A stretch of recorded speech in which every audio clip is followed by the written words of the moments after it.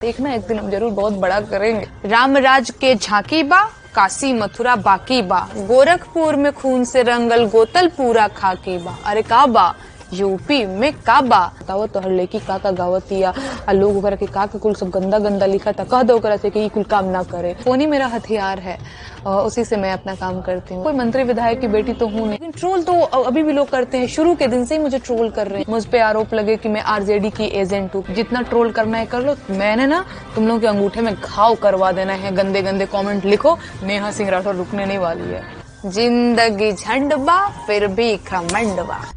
अरे का बा यूपी में का बा मंत्री के बेटवा बड़ी रंगदार बा, किसानन के छाती पे रौंदत मोटर कार बा। ए चौकीदार बोला के जिम्मेदार बा का बा। हेलो, मैं नेहा सिंह राठौर और मैं बिहार के कैमूर भभुआ जिला की रहने वाली हूँ। खुद से मैं मेरे गीत लिखती हूँ, गाती हूँ, लोक गायिका हूँ, लोक की बात करती हूँ। और मेरा जो सबसे ज्यादा वायरल हुआ गाना वो बिहार विधानसभा चुनाव के टाइम में बिहार में काबा था, और जिसको जनता ने बहुत सारा प्यार दिया, बहुत सारे लोगों ने नापसंद भी किया।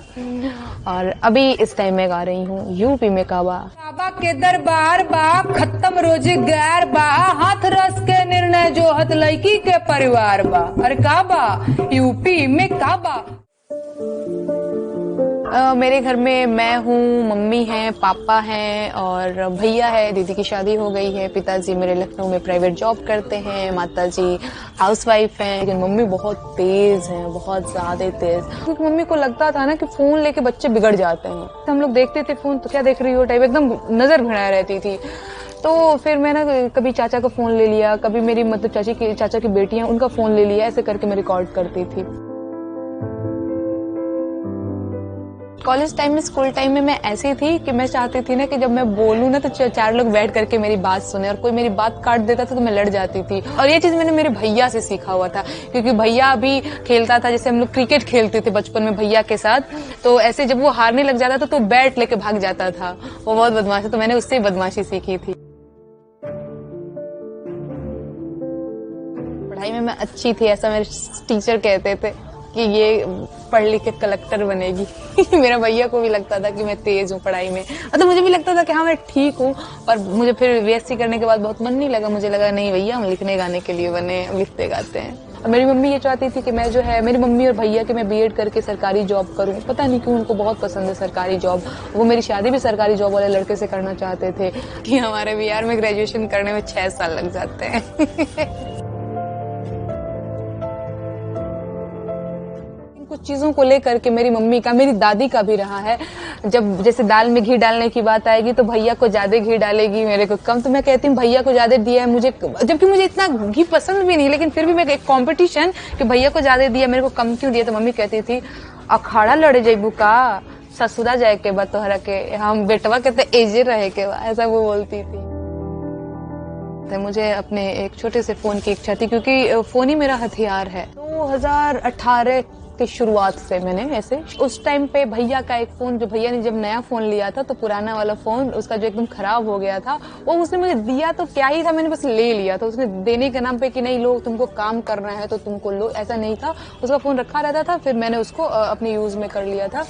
फिर एक बार मेरी मम्मी ने देख लिया था मुझे हिमांशी से बात करते हुए, तो फोन पटक के तोड़ दिया था। मुझे ऐसा लगता था कि हाँ भैया फोन से ही मेरा काम होना है, और वो मुझे मिलता नहीं था। मेरी उम्र की में जो चाचा वाचा की लड़की जो वो फोन चलाती थी, तो मैं बस ये सोचती थी काश मेरी मम्मी भी मुझ पे इतना ट्रस्ट करती कि मुझे फोन दे देती। फोन देने के खिलाफ में नहीं है, लेकिन जब मेरी शादी फिक्स हो जाएगी तब वो मुझे फोन देगी, उससे पहले मैं फोन नहीं देगी। मैं कहती थी मम्मी शादी फिक्स हो जाएगी तो वो अलग चीज है, मेरे को भी अपना काम करना है, उसके लिए फोन दे दो। तो मम्मी कहती थी नहीं, इस तरह का काम तुम्हें नहीं करना है।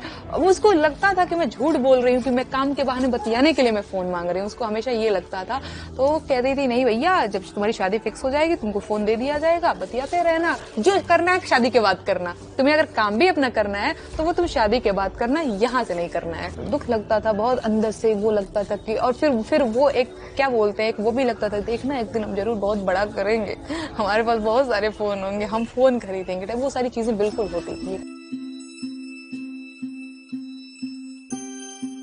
का ना हमेशा से ये रहा है ना कि किसी भी चीज को लेके बहुत ऐसे रिएक्ट नहीं करती कि वाह बेटा बहुत बढ़िया कर दिया, आज भी वो नहीं करती है। उनका एकदम नॉर्मल कूल रहती है, ठीक है ठीक है, अंदर से वो खुश तो होती ही है पर उनका रिएक्शन एकदम कूल रहता है। मैंने कहा मम्मी पता है मुझे ना 1.5 लाख रुपए मिल रहे हैं कॉन्ट्रैक्ट के। ठीक है ठीक है, बस यही था उनका। फिर मैंने ये सोचा कि देखो भैया मम्मी लोगों ने तो फोन मुझे दिया नहीं, अच्छा ही हुआ जो मैं अपनी कमाई से ले रही हूँ, ताकि मैं मम्मी पापा को बता सकूँ कि देखो देखो हम तो भैया कामयाब हो रहे हैं, अपनी कमाई से मैंने फोन लिया। तो बहुत बहुत ज्यादा अच्छा लगा। काफी ज्यादा लड़ाई लड़नी पड़ी है। लोगों को लगता होगा, मुझे पता है कि नेहा सिंह राठौर कोई हवा है टाइप ऐसा लगता होगा, लोग देखते होंगे तो, पर बहुत सिंपल सी कहानी है यार, बहुत बहुत संघर्ष भरी कहानी है और बहुत दुख भरी भी कहानी मैं बताऊं तो। सबने बस क्या किया क्यों किया, फंडिंग हो रही है ही हो रही है। मेरी एकदम पूरी जो चीजें पर्सनल जो जर्नी रही है 1.5 2 साल 3 साल की, तो चीजें ऐसी हैं, चीजें बहुत अलग हैं जो दिखती हैं। आदमी अगर उससे अंदर जाके पूछे कि क्या ये सच में इतना सब कुछ है, भैया नहीं होता है। स्टार नहीं हूँ मैं, खुद को स्टार नहीं समझती हूँ मैम, ये मैं अपने आप से मैं नहीं ही कह सकती हूँ कि मैं स्टार हूँ। अब जनता वो बताएगी कि क्या हूँ। हाँ लेकिन ट्रोल तो अभी भी लोग करता और वो बहुत दुखदायी था। अब तो मुझे लगता है कि मैं थोड़ी सी यूज्ड टू हो रही हूँ इन सारी चीजों के साथ, पर वो मैं रोने लग गई थी। पर पहली बार वो था तो मैं एकदम ऐसे मैं शॉक्ड हो गई थी कि ये क्या हो रहा है, लोग मुझे मेरे बारे में ऐसा क्यों लिख रहे हैं, मैं सही नहीं कर रही हूँ क्या, लोग मुझे गाली दे रहे हैं, लोग मुझे ऐसा लिख रहे हैं। आज इस दौर में भोजपुरी में फुहड़ और गंदे गीत गाकर के लोग स्टार बनना चाहते हैं, उस दौर में तुम स्वच्छ भोजपुरी गा रही हो, जनता की बात कर रही हो, तुम सही काम कर रही हो, तुम भरोसा रखो खुद पे। फैमिली का रिएक्शन था थोड़ा सा, पप्पा मम्मी तो है तो भैया बिहार के ही, तो उन लोगों का था भैया तुम्हारे बारे में ऐसा लोग लिख रहे हैं, क्या कर रही हो, फलाने जी हमको फोन किए थे। रिश्तेदार तो होते ही है, पता ही है आपको। पप्पा को बहुत सारे उस टाइम पे कॉल आ भी रहे थे, हमारे रिश्तेदार भी अजीबो गरीब तरह की हरकतें उस टाइम पे करते, रिश्तेदार के रिश्तेदार भी कॉल करके कि रमेश बताओ तो हर लेकी काका गावत या लोग वगैरह के काका कुल सब गंदा गंदा लिखा था, कह दो वगैरह से कि कुल काम ना करे।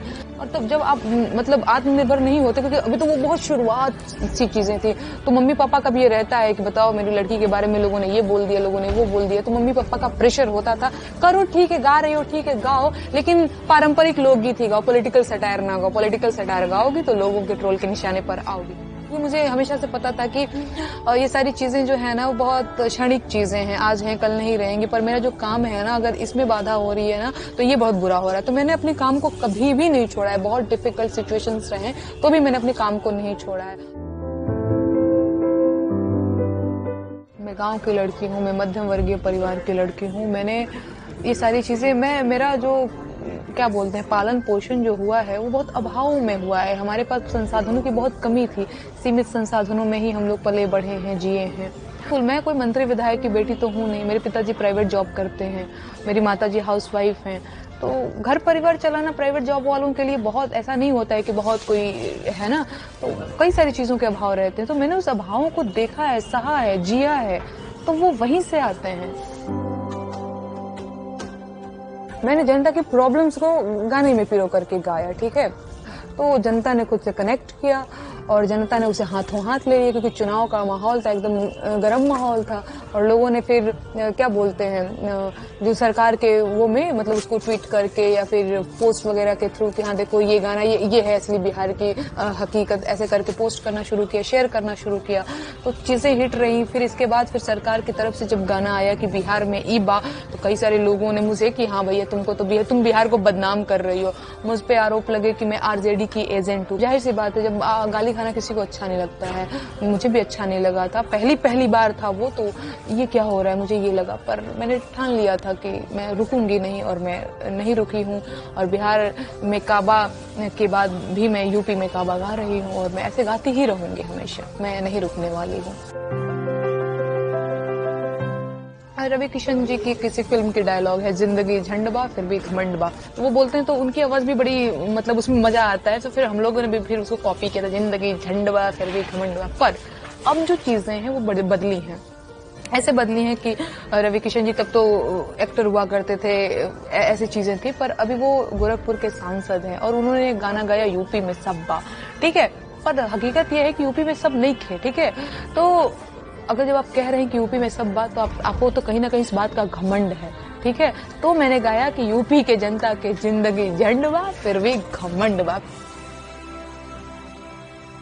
उत्तर प्रदेश सरकार को तो मेरे जवाब में 3-3 गाने भी बनाने पड़ गए हैं, और ऊपर से उनकी आईटी सेल जो है वो पूरी तरह से अश्लील हो चुकी है, पूरी तरह से एक से बढ़ के एक गंदे गाने। यूट्यूब पे तो इतने गंदे गंदे गाने कि मैं उसका नाम भी नहीं ले सकती, इतने गंदे गंदे शब्द इस्तेमाल किए गए हैं मेरे लिए।